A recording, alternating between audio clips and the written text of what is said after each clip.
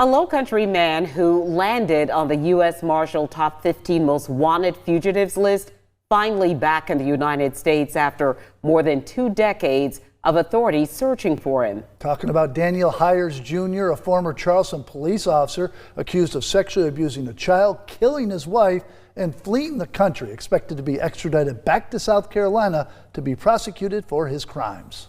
News 2's Emma Charles joins us in the studio with the very latest updates. And Emma, you've had an opportunity to speak with law enforcement officials who led part of the investigation several decades ago. Right, and investigators, even if they're not working now, still so involved in this case and interested to see where it goes. This case touched several Low-Country law enforcement agencies and eventually expanded to a global search effort. After over 20 years, Hiers was finally found in China and brought back to the U.S. this week.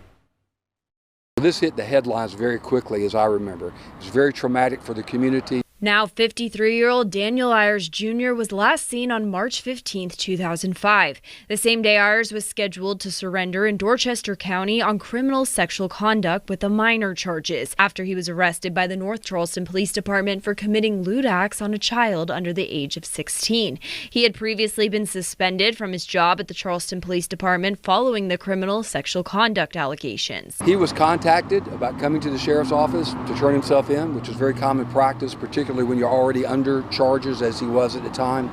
But my understanding is that he did not show up for that meeting, and so officers went out to his residence to try to locate him in Goose Creek.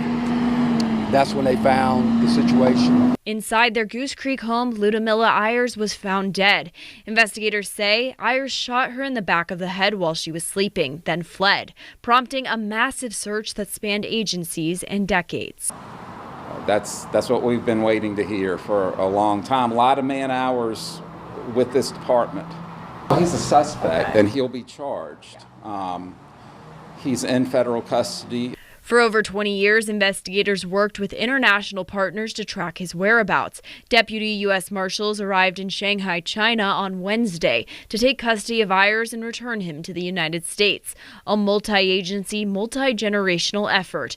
Those who've been working it from the beginning say his capture makes it all worthwhile. And Captain Tom Marshall, who was the commander of my detective division, it was one of those cases that he took a very serious interest in from a professional standpoint and pursued it, and it was one of those that he just relentlessly pursued during his time there.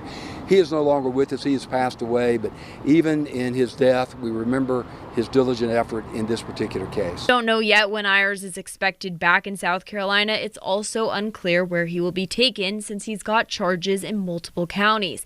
The criminal sexual conduct charge is out of Dorchester County. Current Sheriff Sam Richardson says the case will go through the judicial process there. And Goose Creek officials tell us he'll be brought to Berkeley County on the murder charge. He's going to be brought back to Goose Creek first. He'll be housed at the detention center here in Berkeley County in Moncks Corner when that happens, but certainly that murder charge is at the top of the list.